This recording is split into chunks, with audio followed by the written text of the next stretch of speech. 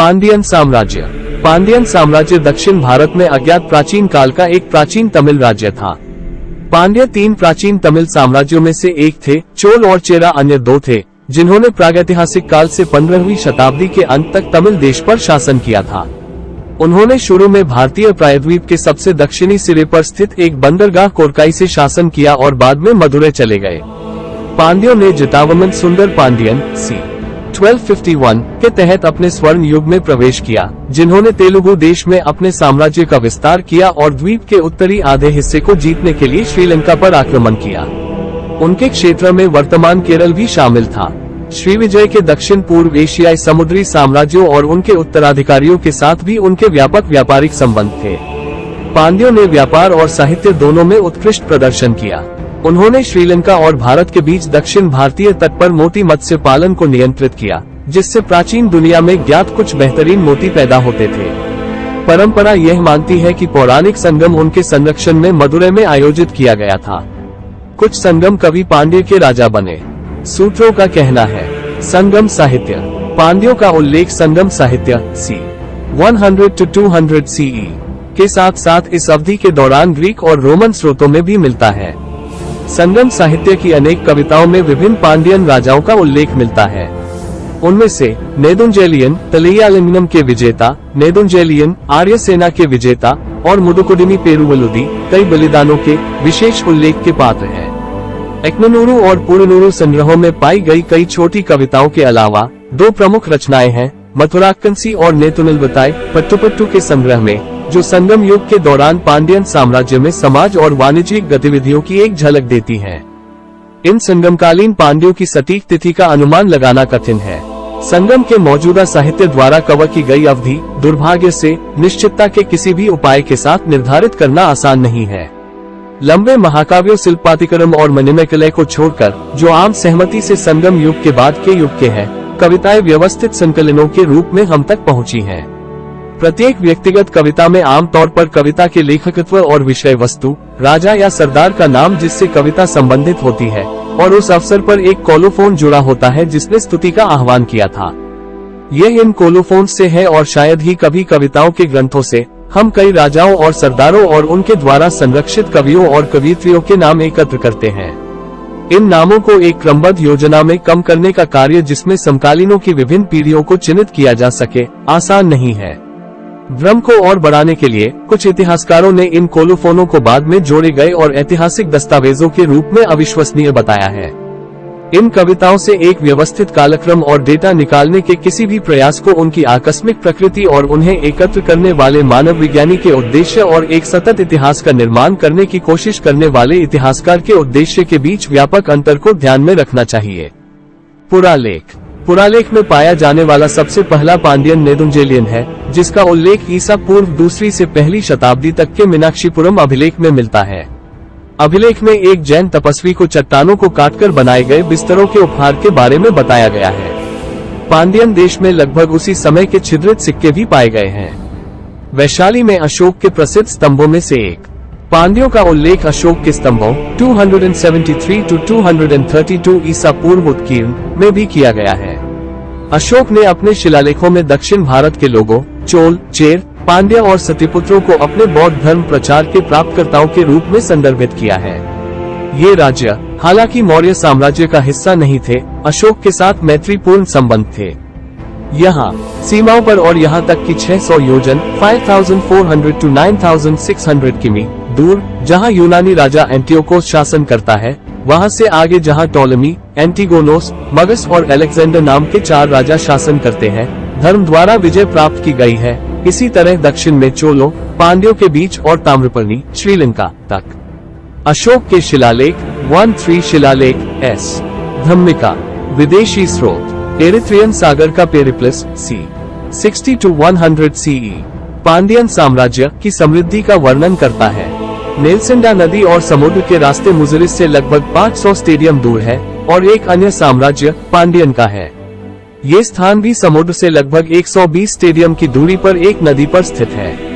चीनी जीवनी लेखक यू हुआन ने अपने पाठ वेल्यू में पेन्यू साम्राज्य का उल्लेख किया है। पेन्यू साम्राज्य को हन्युएवान भी कहा जाता है। ये तियानजू उत्तरी भारत के दक्षिण पूर्व में कई हजार ली है।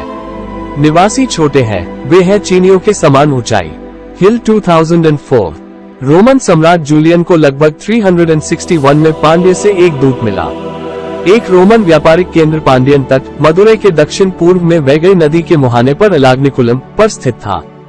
पांड्यों के टॉलेमिक मिस्र और मिस्र के माध्यम से पहली शताब्दी तक रोम के साथ और तीसरी शताब्दी तक चीन के साथ भी व्यापारिक संपर्क थे। पहली सदी के यूनानी इतिहासकार दमिश्क के निकोलस की मुलाकात दमिश्क में एक भारतीय राजा पांडियन या दूसरों के अनुसार पोरस नामक एक राजदूत से सीजर ऑगस्ट के पास 13 BC के आसपास हुई थी। मार्को पोलो ने 1295 में मदुरै का दौरा किया था। इब्न बतूता ने 1333 में दौरा किया था। पांडियन साम्राज्य और प्राचीन भूमध्यसागरीय दुनिया के साथ साथ चीन के बीच महत्वपूर्ण समुद्री व्यापार था। ग्रंथों में पांडियन राजाओं के रोमन रक्षक होने का भी उल्लेख है। पांडियन राजाओं की सूची। हालांकि प्राचीन साहित्य और ग्रंथों में पांड्य साम्राज्य के कई उदाहरण मिलते हैं, लेकिन इन प्राचीन राजाओं की एक निश्चित वंशावली निर्धारित करने का कोई तरीका नहीं है। प्रारंभिक शासकों के नामों की पुष्टि नहीं की जा सकती है, लेकिन इतिहासकारों ने 6वीं शताब्दी के मध्य में कालभ्रस के पतन से लेकर पांड्यों का कालानुक्रमिक इतिहास तैयार किया है। पांडियन राजाओं की निम्नलिखित सूची असस्ती 1998 के कार्यों पर आधारित है। पहला साम्राज्य। संगम युग की समाप्ति के बाद 6वीं शताब्दी में कडुंगन ने कालभ्रों को हराकर प्रथम पांडियन साम्राज्य की स्थापना की थी। वैगई नदी के तल पर पाए गए एक शिलालेख के आधार पर पांडियन सम्राटों की कालानुक्रमिक सूची निम्नलिखित है।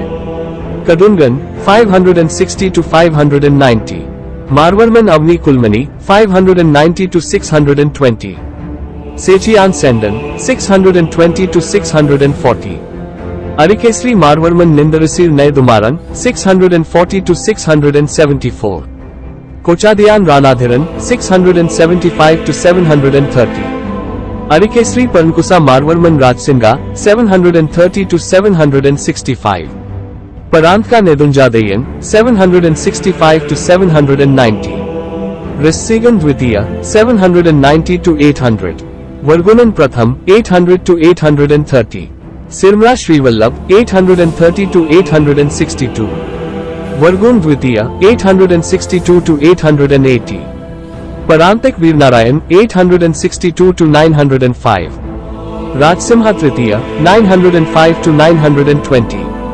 कालभ्रों की हार के बाद पांडियन साम्राज्य और मजबूत होता गया और उसकी शक्ति और क्षेत्र में लगातार वृद्धि देखी गई। चोलों के अज्ञात होने के साथ तमिल देश पल्लवों और पांड्यों के बीच विभाजित हो गया। कावेरी नदी उनके बीच की सीमा थी। विजयालय चोल द्वारा 850 के आसपास मुतरियार सरदारों को हराकर तंजावुर पर विजय प्राप्त करने के बाद पांड्य पतन के दौर में चले गए। वे चोल अधिपतियों के क्षेत्रों पर कब्जा करके उन्हें लगातार परेशान कर रहे थे। परांतक चोल प्रथम ने पांड्यन क्षेत्रों पर आक्रमण किया और राजसिंह द्वितीय को हराया। हालांकि पांड्यों ने इस हार को उलटकर अपने खोए हुए अधिकांश क्षेत्रों को वापस हासिल कर लिया। चोलों के अधीन तमिल देश पर चोल प्रभुत्व परांतक चोल द्वितीय के शासनकाल के दौरान गंभीरता से शुरू हुआ। परांतक चोल द्वितीय के पुत्र आदित्य करिकाला के नेतृत्व में चोलन सेनाओं ने युद्ध में वीरा पांड्य को हराया। पांड्यों को महिंदा चतुर्थ की सिंगली सेनाओं द्वारा सहायता प्रदान की गई। पांड्यों को उनके क्षेत्रों से बाहर निकाल दिया गया और उन्हें श्रीलंका द्वीप पर शरण लेनी पड़ी। ये पांड्यों के लंबे वनवास की शुरुआत थी। उनकी जगह चोल पांड्य शीर्षक वाले चोल वायसरायों की एक श्रृंखला ने ले ली, जिन्होंने सी से मदुरै पर शासन किया था। 1020 निम्नलिखित सूची में उन पांड्यन राजाओं के नाम दिए गए हैं जो 10वीं और 11वीं शताब्दी के पूर्वार्ध के दौरान सक्रिय थे। उनके राज्यारोहण की तिथि और उनके शासन की अवधि बताना कठिन है। सुंदर पंड्या प्रथम, वीरा पंड्या प्रथम, वीर पंड्या द्वितीय, अमरभुजगा तिविकोपा, जटावर्मन सुंदर चोल पांड्य, मारवर्मन विक्रम चोल पांड्य, मारवर्मन पराक्रम चोल पांड्य, जटावर्मन चोल पांड्य, श्रीवल्लभ मनाकुलचला 1101 to 1124, मारवर्मन सीरवल्लभन 1132 to 1161, पराक्रम पांड्यन 1161 to 1162, कुलशेखर पांड्यन तृतीय, वीरा पांड्यन तृतीय, Jatavarman श्रीवल्लभन 1175 to 1180, Jatavarman Kulashekhara Devan 1180 to 1216। Pandyan पुनरुद्धार। 13वीं शताब्दी पांड्यन साम्राज्य के इतिहास का सबसे महान काल था। 13वीं शताब्दी के मध्य में जितावमन सुंदर पांड्यन के तहत उनकी शक्ति अपने चरम पर पहुंच गई।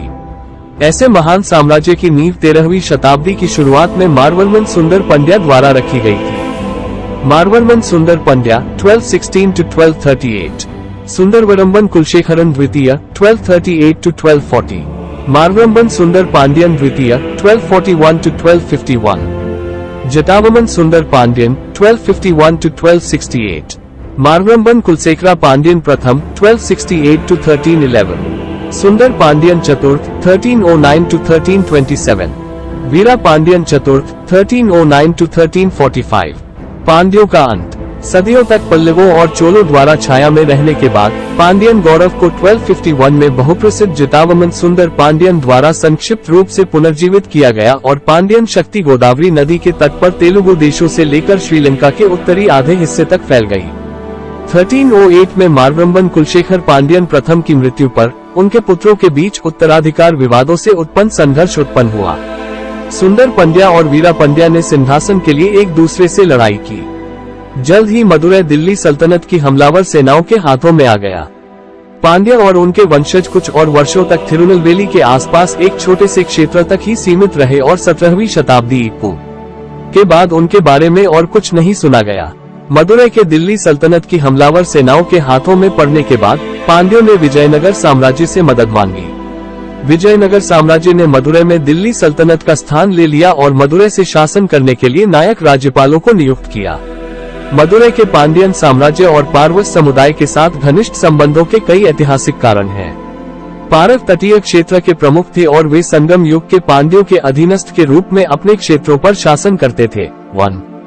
पारवस का मुख्यालय पांड्यन साम्राज्य के शासन के दौरान कोरकाई हार्बर में स्थित था और वे सभी 22 मछली पकड़ने वाली बस्तियों में फैल गए, अर्थात राजकल मंगलम, कोवलम, कन्याकुमारी, कुमारी मुत्तम, कुटापोली, पेरूनल, इदिनथाकराय, कुथेनकोली, उवारी, पेरियातलाय, पुदुकराय।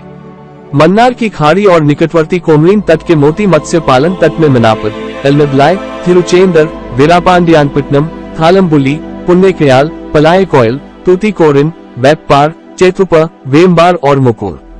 पांड्यन साम्राज्य का बंदरगाह शहर तूतीकोरिन हमेशा से पर्वों का गढ़ रहा है। उनके बीच राजाओं का एक क्रम था जो अधियारासेन की उपाधि से प्रतिष्ठित थे। ऐसा प्रतीत होता है कि इनमें से कुछ प्रमुख रामनाथ के निकट उत्तरा कोसमांगय में रहते थे।